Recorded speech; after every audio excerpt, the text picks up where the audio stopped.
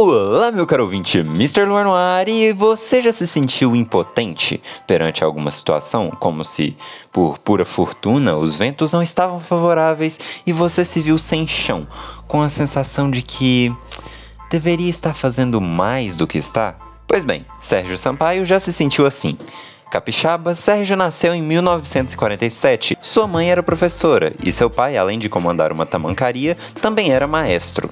E apesar de Sérgio admirar as habilidades musicais de seu pai, ele tinha uma relação muito conflituosa com o chefe da família. Aos 9 anos, foi trabalhar com seu pai na tamancaria, onde ficou até os 16, quando tornou-se locutor na única rádio da sua cidade. Por conta de sua voz, Sérgio fez um moderado sucesso e ficou na rádio até seus 20 anos, quando foi demitido por abandonar o programa ao vivo para sair para beber com os amigos. Sem emprego, ele se mudou para o Rio de Janeiro, que se vocês viram minha análise de Ouro de Tolo, sabem muito bem que apesar da efervescência cultural que acontecia lá, muita gente que ia tentar a sorte muitas vezes acabava se dando mal. Com poucos recursos financeiros, morou em pensões humildes na região da Lapa e vivia de bicos que fazia em pequenas emissoras de rádio e de apresentações musicais, tocando em bares da cidade à noite. Como puderam perceber, ele não era exatamente responsável, não conseguiu se firmar em nenhum emprego nas rádios e era demitido com frequência por não conseguir cumprir seus horários. Não só por causa de sua vida noturna como músico, mas também por matar o trabalho em qualquer oportunidade para ir a rodas de samba. Em 1970, Sérgio Sampaio, sem emprego, tentou se dedicar exclusivamente à música. Afinal, os gatos já nascem pobres, porém já nascem livres. Mas passou por sérias dificuldades financeiras. Viveu como um mendigo, foi despejado e chegou até a passar fome, tendo que dormir em bancos de praça ou de favor na casa de amigos. Em uma ocasião, ele até conseguiu uma vaga na casa do estudante universitário, que, além de estudantes universitários, era ocupada por vários ativistas de esquerda. O problema é que nessa época o Brasil ainda estava na ditadura militar. Então, com medo de ter problemas, ele meteu o pé de lá. Sua sorte foi reencontrar na cidade um primo tio seu, que lhe ofereceu provisoriamente um novo abrigo e lhe emprestou algum dinheiro.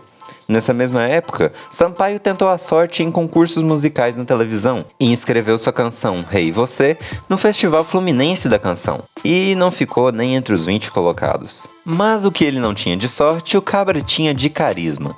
Com sua facilidade de fazer amizade, Sérgio estava sempre andando com compositores, comendo pelas beiradas até ver uma oportunidade de se tornar algo maior. Chegou até a ganhar algum dinheiro atuando como violinista, e assim conheceu o compositor Odibar Moreira, que agendou um teste na gravadora CBS para novembro daquele ano e convidou Sérgio Sampaio para acompanhá-lo ao violão. Na apresentação, Odibar não foi aprovado, porém Sérgio chamou a atenção de um músico baiano. O jovem mostrou suas composições autorais para ele e na saída recebeu um convite para retornar à gravadora no dia seguinte. Ali nascia uma amizade e parceria com Raul Seixas, que revelou Sérgio Sampaio para o mundo.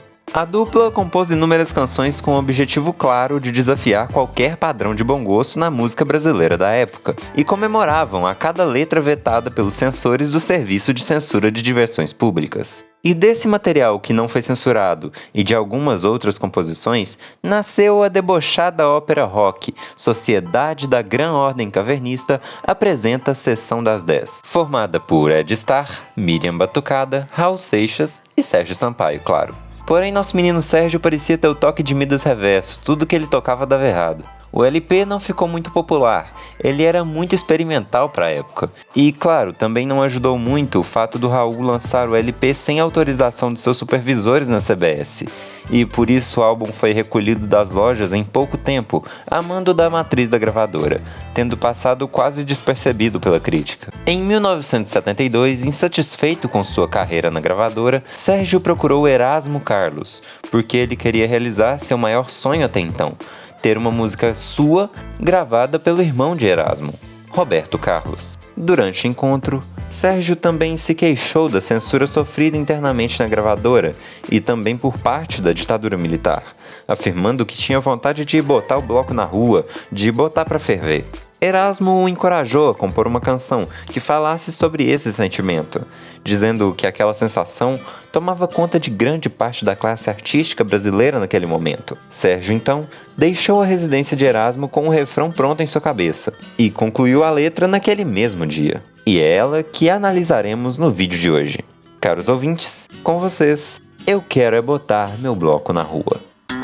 Há quem diga que eu dormi de touca, que eu perdi a boca, que eu fugi da briga, que eu caí do galho e que não vi saída, que eu morri de medo quando o pau quebrou. Aqui temos o eu lírico conversando com outra pessoa a respeito de si mesmo. O verso todo é um grande pleonasmo, uma repetição de expressões que significam a mesma coisa, que ele é um covarde, um omisso, que não encara situações avessas de frente. O que não teria nenhum problema, afinal, em certas condições, mais vale um covarde vivo do que um herói morto. E a linha entre a coragem e a estupidez pode ser bem tênue. Caso você encontre um desafio que, após uma avaliação, perceba que não pode lutar contra com as armas que tem no momento, é muito mais inteligente você recuar e se preparar melhor para aí sim enfrentá-lo novamente. Dessa vez, tendo mais chances de vencer. Mas esse não parece ser o caso do nosso eu lírico, pois os boatos dão a entender que ele não vai voltar para lutar, e sim permanecer em sua zona de conforto sem obter nenhum progresso com isso. Há quem diga que eu não sei de nada, que eu não sou de nada e não peço desculpas, que eu não tenho culpa, mas que eu dei bobeira e que Durango Kid quase me pegou. Aqui os boatos são até mais pessoais, atacando a capacidade e a inteligência do eu lírico, e de certa forma até seu caráter, quando dizem que ele não pede desculpas, e outros ainda tentam ser mais compreensíveis, dizendo que ele não tem culpa, mas ainda acreditando que ele poderia ter feito mais. E aqui finalmente entendemos do que o eu lírico estava falando quando ele menciona Durango Kid, que é um personagem fictício do cinema e dos quadrinhos, um cowboy representante da lei, que, considerando o contexto da época, poderia muito bem ser uma metáfora para os militares que comandavam o Brasil durante a ditadura. Assim, o eu lírico pode ser entendido como o próprio Sérgio, que se sentia dessa forma e se autocensurava por causa daquele momento de sufocamento político, mas que apesar disso ele ainda morria de vontade de expressar sua arte e ideologia, sem as amarras da censura. Coisa que ele sabia não era sentida apenas por ele, e com tanta pressão, era inevitável que uma hora um grito de resistência explodisse. Eu quero é voltar, meu corpo na rua, brincar, voltar pra gemer. Eu quero é voltar, meu corpo na rua, gingar, pra dar e vender. Aqui ele finalmente se coloca em evidência, demonstrando a sua vontade e não a dos censores, trazendo o elemento do bloco de carnaval como uma metáfora para isso. Botar o bloco na rua é um grito de independência, de alguém que se cansou de se podar para atender às demandas que impunham sobre ele. Agora, o eu lírico estava fazendo o oposto do que diziam dele no primeiro verso. Ele estava se posicionando e dizendo: aqui é o meu lugar e eu não vou sair daqui.